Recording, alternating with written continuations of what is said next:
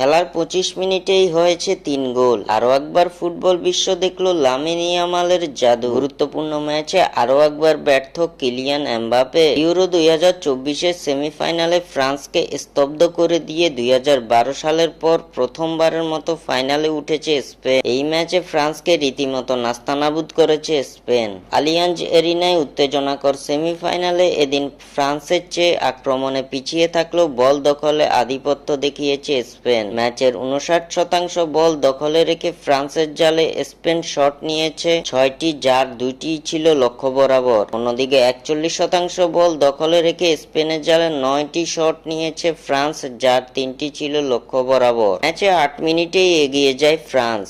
Kylian এমবাপের cross থেকে হেডে গোল করে দলকে লিড এনে দেন কোলো মুয়ানি। তবে সেই লিড বেশিক্ষণ ধরে রাখতে পারেনি তারা। লামিন ইয়ামালের ড্রিবলের কাছে পরাস্ত হয়েছে ফ্রান্সের ডিফেন্ডাররা। ডিবক্সের বাইরে থেকে ইয়ামালের নেওয়া কোনাকুনি শট সাইডবারে লেগে সোজা চলে যায় জালে। দুর্দান্ত গোলের মাধ্যমে স্পেনকে লিড এনে দেন লামিন ইয়ামাল।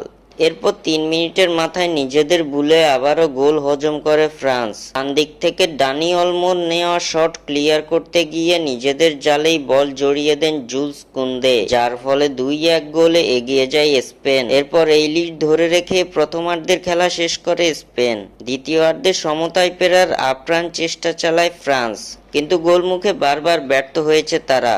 শেষ পর্যন্ত এই লিড ধরে রেখে ফরাসিদের বিদায় ঘণ্টা বাজিয়ে ফাইনাল নিশ্চিত করে স্পেন।